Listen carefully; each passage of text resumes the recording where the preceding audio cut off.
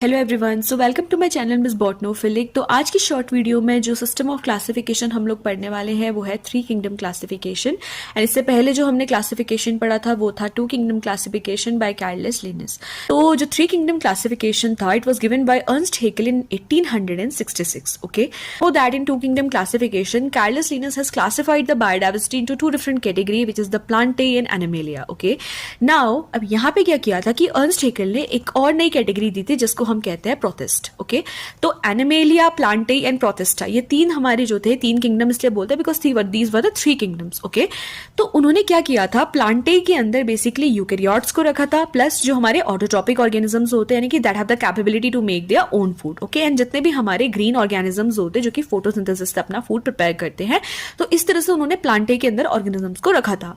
अगर हम बात करते हैं एनिमेलिया के अंदर, तो उन्होंने basically eukaryotes plus heterotrophic organisms को रखा था, यानी कि those organism which do not have the capability to make their own food. Okay, next अगर हम यहाँ पे बात करते हैं प्रोटिस्ट की, तो प्रोटिस्ट के अंदर उन्होंने बेसिकली क्या किया था, ऐसे ऑर्गेनिज्म जो कि हेटेरोट्रॉपिक या फिर autotrophic mode of nutrition follow करते हैं but mostly they are unicellular in nature. तो अगर हम जनरल एग्जांपल्स ले तो उन्होंने क्या किया था कि माइक्रो ऑर्गेनिजम्स को यहाँ पे इन्वॉल्व किया था, जिसमें आपके फंगस भी थे और कुछ एल्गीज भी थी।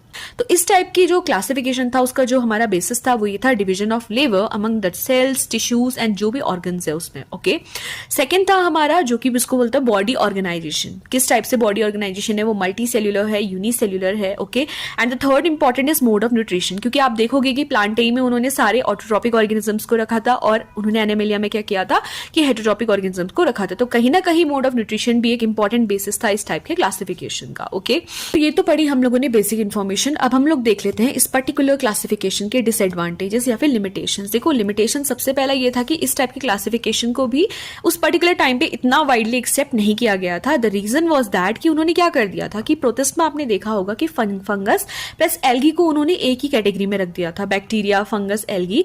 सेकंड जो इनकी लिमिटेशन थी वो ये थी कि उन्होंने nucleated as well as non nucleated organism को क्या करा था, सेम ग्रुप पे प्लेस कर दिया था। ओके, तो ये कुछ हमारे इंपॉर्टेंट पॉइंट्स थे थ्री किंगडम क्लासिफिकेशन से रिलेटेड। इसके आगे आने वाली वीडियो पे हम लोग पढ़ेंगे फोर किंगडम क्लासिफिकेशन के बारे में। सो आई होप कि थ्री किंगडम क्लासिफिकेशन आप लोगों को क्लियर हुआ होगा। That's all for today's video. Thank you.